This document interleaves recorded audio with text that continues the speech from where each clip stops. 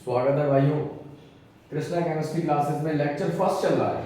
Lecture first में कल हमने यहां तक क्वेश्चन छोड़ा था। लेक्चर फर्स्ट में कल क्वेश्चन हमने यहां तक छोड़ा था, निम्न श्रृंखला की जांच कीजिए तथा प्रत्येक कार्बन परमाणु पर संकरण भी बताइए। यहां तक कल हमने क्वेश्चन छोड़ा था। ये पहले तो हमें ये बताना है ये श्रृंखला सही है या गलत है। तो देखें ये सी और ऐसे बना लीजिएगा।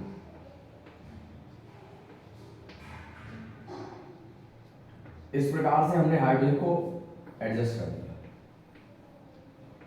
यहां पर भी और यहां पर। इनके बीच में बॉन्डिंग कैसी है? डबल बॉन्ड है। कौन सा बॉन्ड लगा है? Double bond. तो देखें यहां पर 4 से अगर ज्यादा हो रहा है तो कहानी गड़बड़ है। 1 2 3 4 हो रहे हैं, यानी कि यहां तो सही है। यहां देखिए 1 2 3 4, यहां पर भी सही है। यहां देखिए 1 2 3 4, यहां पर भी सही है। यहां देखो 1 2 3 4, यहां पर भी सही है। यानी कि श्रृंखला तो हमारी पूरी सही है। श्रृंखला हमारी पूरी सही है। अब क्वेश्चन कह रहा है प्रत्येक कार्बन परमाणु पर संकरण भी बता दीजिए लगे आप। तो देखो ये कौन सी कंडीशन को फॉलो कर रहा है? कल हमने आपको इस फर्स्ट लेक्चर में बताया था, अगर ऐसी कंडीशन फॉलो करेगा तो sp3, और ऐसी कंडीशन अगर फॉलो करेगा तो sp, अगर ऐसी कंडीशन फॉलो करेगा तो sp, और ऐसी कंडीशन फॉलो करेगा तो sp2। इस प्रकार से रहेगा। अब यहां पर अगर ये कंडीशन आई है तो कौन सी कंडीशन अप्लाई हो रही है? तो इस पर कौन सा संकरण होगा? sp3। यहां पर कौन सा होगा? sp3। क्यों होगा? 1 2 3 4 ये कंडीशन फॉलो हो रही है। यहां पर देखिएगा 1 2 3 4, यानी कौन सी कंडीशन फॉलो हो रही है? तो कौन सा संकरण होगा? sp2। यहां पर भी sp2 होगा, क्योंकि कौन सी कंडीशन अप्लाई हो रही है? यहां से तो हमने इतना बताया कि संकरण अगर हमारे पास कोई चेन रख रखी है तो कैसे बताएंगे। अगर वो गलत भी होगी तो हम पहचान भी तो लेंगे श्रृंखला सही है गलत है। ये तो श्रृंखला सही है हमारी। अगला क्वेश्चन मान लो ये मैं लिख दे रहा हूं, हमें तो ये बताना है सही है या गलत है। ये CH2 डबल बॉन्ड CH2 लिख दिया बच्चों। क्या ये श्रृंखला सही है? क्या ये श्रृंखला सही है? मैं कह रहा हूं ये श्रृंखला गलत है। ये श्रृंखला गलत है। आप कह रहे हो कैसे गलत है? तो ये बात देखिएगा गलत है कैसे। एक यहां से H आ गया, एक यहां पर H आ गया, एक यहां पर H आ गया, मगर यहां पर वो 3 H जोड़ने की कह रहा है और यहां पर 2 H जोड़ने की कह रहा है। तो भाई देखो यहां तो सही है, ये सही है, मगर यहां गलत है, क्योंकि यहां कितने हो रहे हैं? 1 2 3 4 5, तो ये गलत है। ये श्रृंखला गलत है, ये गलत है। बात समझ आ गई? श्रृंखला सही और गलत की पहचान आप सीख चुके हैं। श्रृंखला सही है या गलत है। अब आप अगला देखिएगा। इसके बाद ये श्रृंखला सही और गलत का प्रश्न था। अब हम नेक्स्ट जो टॉपिक बताने जा रहे हैं,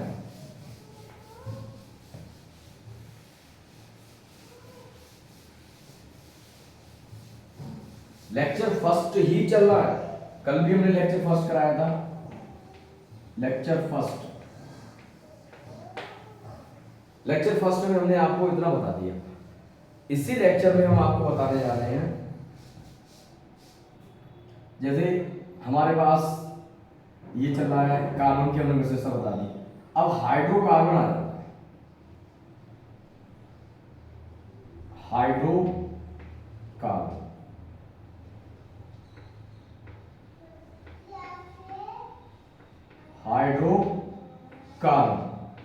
अगर हाइड्रोकार्बन है तो हाइड्रोकार्बन होते क्या है?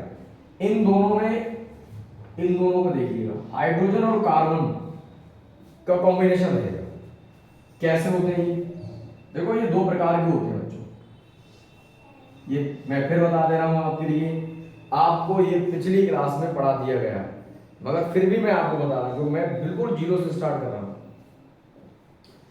अब ये हमारे पास एक है ओपन चेन,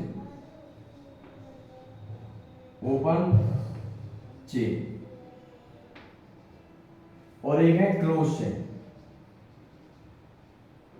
क्लोज चेन, एक खुली श्रृंखला वाले हैं और एक बंद श्रृंखला वाले हैं। इनकी भी दो कैटेगरी है भाई, एक संतृप्त है और एक असंतृप्त है। एक संतृप्त है, संतृप्त हाइड्रोकार्बन,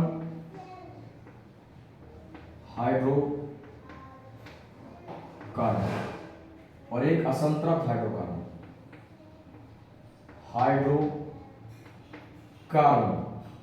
एक संतृप्त हाइड्रोकार्बन है और एक असंतृप्त हाइड्रोकार्बन। इस श्रेणी में आते हैं हमारे पास केवल एल्केन। क्या आते हैं? एल्केन, जिनमें सिंगल बॉन्ड उपस्थित होता है। कौन सा बॉन्ड उपस्थित होता है? सिंगल। इस श्रेणी में आते हैं एल्कीन आ जाते हैं, एल्कीन आ जाते हैं। कौन आ जाते हैं? एल्कीन आ जाते हैं। और इसमें एल्काइन आ जाते हैं। ठीक, इसमें दो प्रकार के हो सकते हैं, ये दो प्रकार के हो सकते हैं। एक तो बंद वाले होंगे ऐसे चक्रीय, और इसमें एक एरोमेटिक भी हो जाएंगे, एरोमेटिक। इस श्रेणी में देखो दो प्रकार के आ जाते हैं चक्रीय। देखो एक तो ये हो जाएंगे, ये चक्रीय हो गए, और एक एरोमेटिक आ जाएंगे, ये एरोमेटिक हो जाएंगे। कौन हो जाएगा?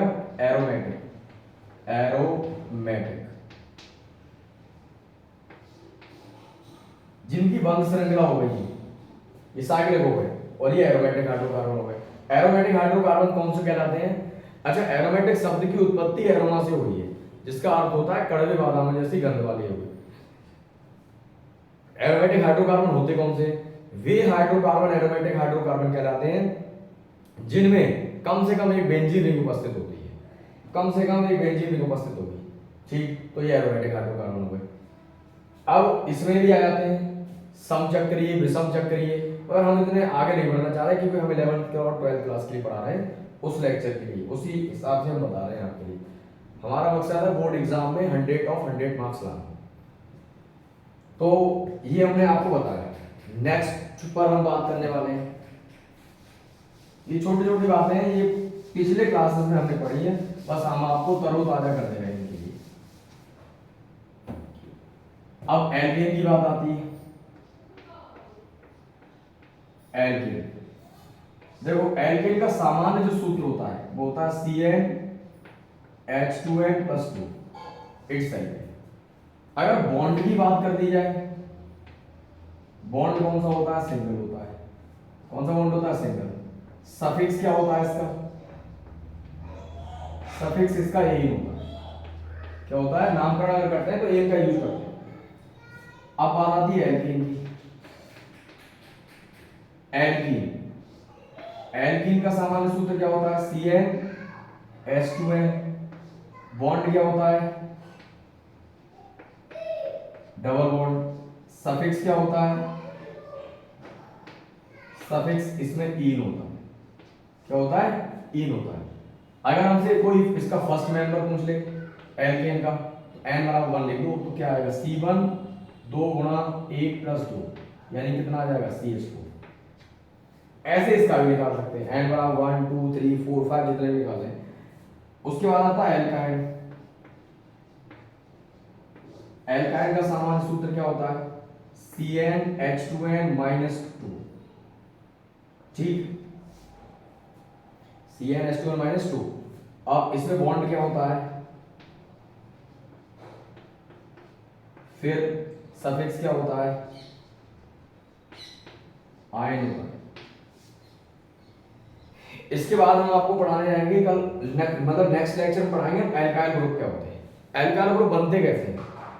तो इसमें इस लेक्चर में हमने इतना ही बताया। आप इस लेक्चर को एक बार देख लें और अच्छे से पढ़ने के लिए next lecture, second lecture start करेंगे कल के लिए। तब तक के लिए धन्यवाद।